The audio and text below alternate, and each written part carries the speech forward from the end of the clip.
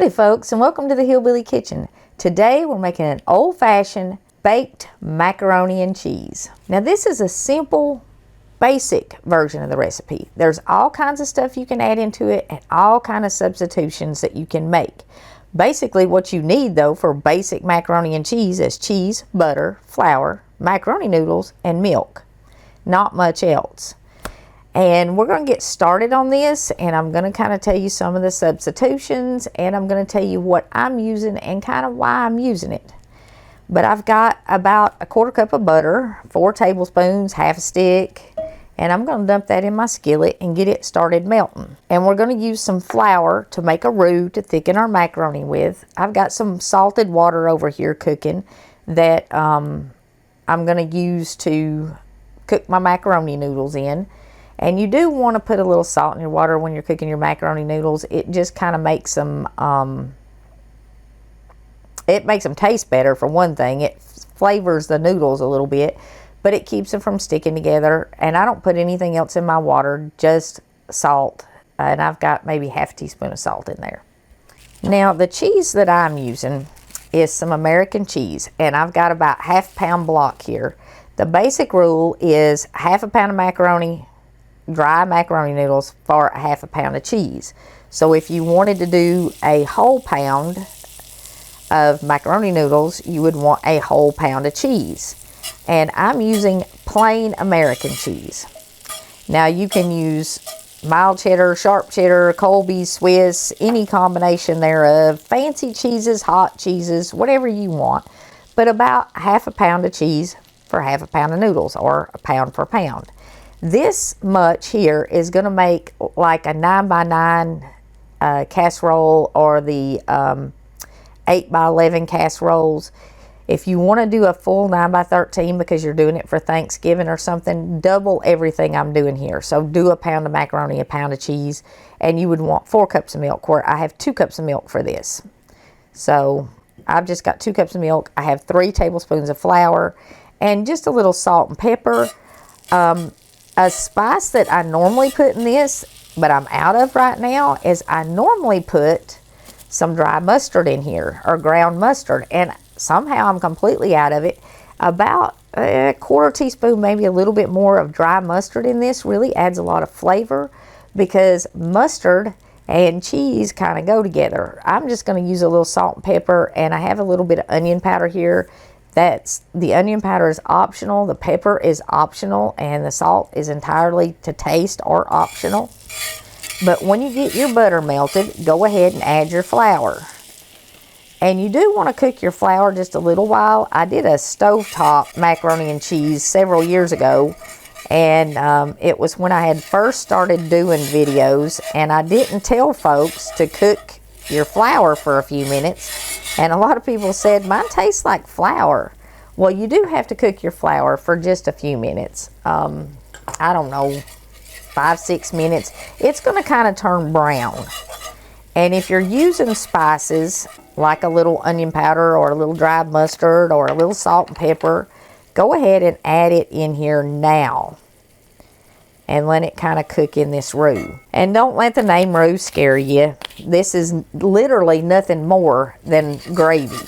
But it goes by roux and white sauce and cheese sauce and all that stuff. If you are doing any kind of casserole that calls for condensed soup, and you don't want to put the canned soup in it, you can make a roux or a sauce like this with a little flour and butter, and use that to thicken it with, and then add broth to it instead of using canned soup. But we're going to let that cook just a little bit, all the way down on low. And our water's boiling. Let your water come to a boil before you add your noodles. And I stir mine occasionally. I know not everybody does. While you're out Black Friday shopping, don't forget to do a little local shopping. I got this bowl here in Gatlinburg in a little craft store up in the art district called Beach Branch Crafts, and you can Google them, and there are a lot of other local shops up there. And I know a lot of people go to Gatlinburg and Pigeon Forge and Sevierville, and they go to the outlet malls and they shop the Black Friday sales. But if you're looking for unique gifts, maybe for that person who has almost everything, local craft shops are a good place to go find them. And the Beach Branch Crafts, they have ceramic stuff, they have wooden stuff, you know, just everything. I could literally spend a fortune in there, and I do have a couple pieces from there. But you can add a couple of handcrafted, because that's not just a bowl, it's a piece of art, and you can add a few things like that, or you can get stuff like that for folks, you know, who have everything, and it's something unique. Anyway, we want to grate our cheese, and I said I'd tell you why I'm using what I'm using. And you can use any cheese, but I'm using American because when I was growing up, if you're my age or maybe a little younger, maybe a little older, you remember the American commodity cheese that was given away, and either you got it or you knew somebody who got it, and it was just the best cheese. And because it was given away in commodities by the Department of Agriculture, that was what our macaroni and cheese was always made out of at Christmas and Thanksgiving and whenever we had it. But that was just, I mean, it was just really, really good cheese. And you can go in your grocery store deli and you can buy block American cheese. It's not quite as good, I don't think, but maybe I just remember it as being better because it was something from my childhood. Although I have had other people tell me you cannot get cheese that is as good as that free cheese that was passed out in, definitely in the 70s, probably in the 60s. I don't know, I'm not old enough to remember that, but a lot of folks got it, and it was really good cheese. And if you don't have a box grater like this, you can just cut your cheese up in small pieces. This is just so it melts easier. And of course, if you got a food processor, you can send it through a food processor, and it's a little bit quicker, but it doesn't take long to grate half a pound of cheese. Okay, oh goodness. Now, here's a cool trick. I'm glad this happened. If you sit a wooden spoon on top of a pot, it won't boil over. So when you're doing your Thanksgiving dinners and your Christmas dinners or even a big Sunday dinner, if you're doing more things than you can keep up with, make sure you've got some wooden spoons and sit a wooden spoon across the top of your pots to keep them from boiling over. I'm trying to figure out how to turn this pot down before it boils over even with a wooden spoon. But the pot will boil right up to the top, but it will not boil over if you have your wooden spoon sitting on it. And I did not know that. Nobody told me that. I think I saw it in a video, I don't know, 5 or 6 years ago, and I could not believe it worked, and I could not believe nobody told me that. I also want to add just a little bit of salt and pepper to this. Not too much, and if you're making this for kids, you might not want to do the onion powder and the pepper because a lot of times kids don't like those flavors. And if you're making it for adults, you can certainly add some hot cheese or some cayenne pepper, chipotle peppers, you know, something to spice it up a little bit. But once your flour and your butter is brown, then it's not going to have that taste like raw flour. Just make sure you get it brown, not burned, but brown. And then you just add your 2 cups of milk to that. And you want to bring that to a boil, not a rolling boil, kind of more of a simmering boil, but you want to get a few bubbles in it.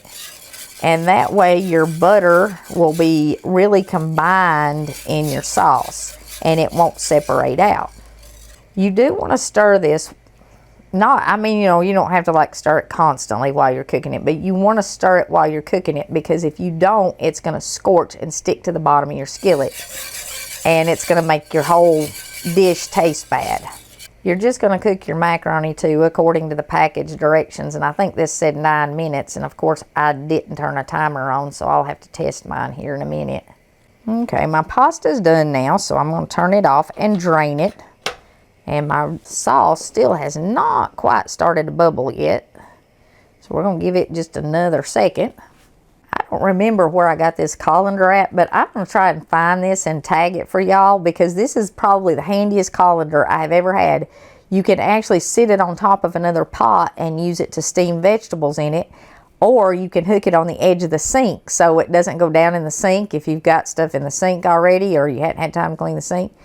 And it latches there and you can just pour your stuff in it. It's got a nice handle on it. So I'll see if I can find one of these and tag it for y'all so you can find it, but I don't remember where I got that one. But it sits there and it doesn't fall, which is great. Okay, we got bubbles here now, and you can tell it's starting to thicken up. And just like gravy, you want to cook this until when you stir it, it leaves a trail in it. And that means it's thick enough and it has cooked long enough. And where I've got this little whisk here that I'm using, it doesn't leave much of a trail. It's kind of hard to see, but you can see there it is leaving a trail when I rake it through it. So I'm going to cut this off now. And we're going to bake this macaroni and cheese in this skillet. And our skillet makes a really pretty presentation for stuff like this. But like I said, you can bake it in any casserole dish. This one though, or this much, would be a 9x9 pan or one of the smaller 8x11 rectangle pans. It's not quite enough for a 9x13. If you put it in a 9x13, you're going to have a really thin baked macaroni and cheese. And most folks don't like a really thin any kind of casserole. We're going to stir our cheese up in here and melt it. The dried mustard, if you have it, really does make a difference in the way it tastes. But, you know, like most spices, if you don't have it, you can certainly make it without it. As the cheese melts, you can kind of see our cheese sauce here turning yellow from the kind of light brown color that it was when we browned the butter to kind of a brownish yellow color. It's still going to have a little bit of brown to it. It's not going to be the color of a box of macaroni and cheese because they have artificial colors in that. So when you make it at home, don't think something's wrong if it's just kind of got a light yellow color, because that's the color it is. All right, and now we're just going to add I'm going to get rid of this thing because it's making a ton of noise. And we're going to add our pasta into our skillet and get it ready to go in the oven. Now, you don't have to put this in the oven. It's cooked. You can literally let it sit here for just a minute and serve it just like this. But if you want to put it in the oven and get it nice and golden brown on the top, put it in a 350-degree oven for about half an hour. Now, just like the hash brown casserole that we did a couple days ago, you can make this ahead of time and put it in the refrigerator, and then you can put it in the oven on the day that you're having your Thanksgiving or Christmas dinner. You can also cook it in your Instant Pots or your crock pots, just like the other casserole. And keep those Instant Pots and crock pots handy, because if you're like me, you probably don't have enough oven to hold everything you cook on Thanksgiving, especially if you're cooking for a big crowd. And that's all there is to it. I said you can let it sit and just serve it like this. It will get thick and, you know, be a nice cheesy macaroni and cheese. Or you can put it in a preheated 350-degree oven for about 30 minutes. And I have one that I already made in a casserole dish. And we're going to pull it out and see what it looks like here when it's all done. Another idea for shopping local is vendors malls and stuff. Melinda gets me lots of gifts at vendors malls, and that's where this bowl came from, and most of the dishes that I use in my pictures. They're a good place to shop local and support local folks.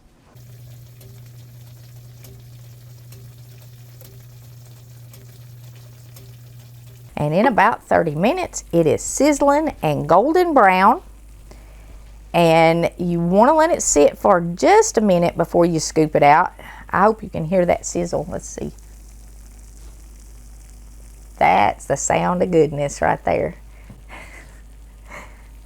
Let it sit just a little bit before you scoop it out. If you put it in a casserole dish like this, you want to grease your casserole dish before you put it in it, just to make it easy to clean up. And I wipe mine with a little bit of butter, just like I did the other casserole. But just in the oven for about 30 minutes, and it's going to come out golden brown like this. You can also top it with like Ritz crackers and stuff like that. Sometimes we did that. If you're making it for adults, you could do the French fried onions or any other casserole topping that you like. But that, again, is totally optional. This is just a basic old-fashioned baked macaroni and cheese. And the American cheese version, like I said, is what I had when I was growing up. Because it is Thanksgiving, please, please, please check out our playlist. We have all your pies and all that stuff, and it's time to get those pies baked. We have a couple of different turkey videos and ham videos and the sweet potato casseroles and all that stuff we've got up for you. Pumpkin pies, no-bake pumpkin pies, whatever you're looking for, it's there. I'm going to put it here in the end so you can click on it. But I want to leave you with a little bit of encouragement. Psalm 104 says, "Enter into his gates with thanksgiving and into his courts with praise. Be thankful to him and bless his name." In this country, we certainly have a lot to be thankful for, and God has blessed our nation abundantly. And many of us are in a position where we can bless other people.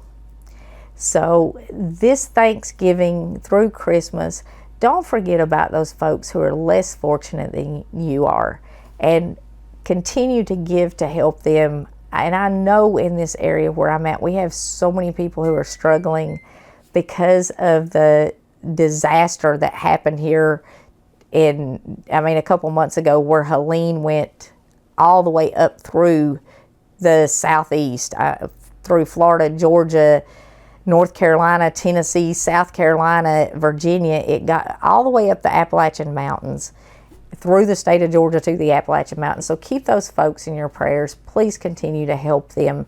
They're going to be recovering for a long time. And don't forget to thank God for all of your blessings, because when we get in a thankful mindset, it takes away a lot of the stress of the holidays. And I know there are so many people who just get so stressed during this time of year because there's so much going on. Remember to stay thankful, and it will help with the stress. And I am thankful for all of you. When I count my blessings, I count each and every one of you. And I hope each and every one of you has a truly blessed Thanksgiving, and you are blessed all through the Christmas season, that you get and give many gifts, and you get and give much love. Please don't forget to click like and subscribe before you leave. And until next time, remember to put God first.